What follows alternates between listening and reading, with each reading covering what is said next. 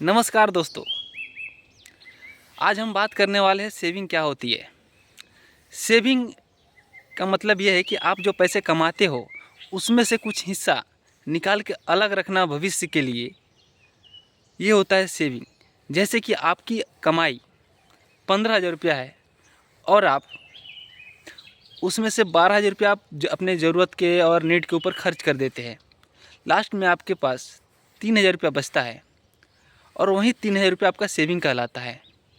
बहुत सारे लोग गलती ये करते हैं कि सैलरी आती है और खर्च करना शुरू करते हैं। सोचते हैं कि महीने के लास्ट में हम सेव करेंगे, जो कि कभी होता ही नहीं है। लेकिन कुछ स्मार्ट लोग ऐसे होते हैं जो सैलरी आती है तो कुछ परसेंट हिस्सा, जैसे कि 10 या 20% या 30% हिस्सा निकाल के पहले अलग रखते हैं, फिर अपनी खर्चे को करना शुरू करते हैं जो पैसे बचे उससे। बात यह है कि सेविंग क्यों ज़रूरी है।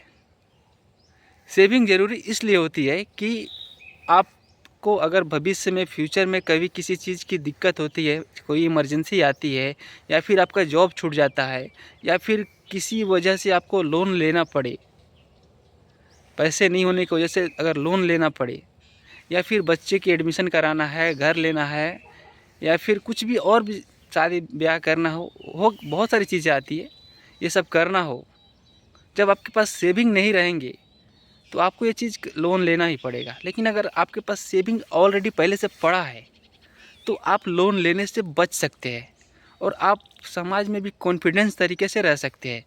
समाज में भी आपकी रिस्पेक्ट बढ़ती है। आपको भी पता होता है कि जिसके पास पैसे होते हैं समाज में इज्जत उनकी होती है। ठीक, करेक्ट।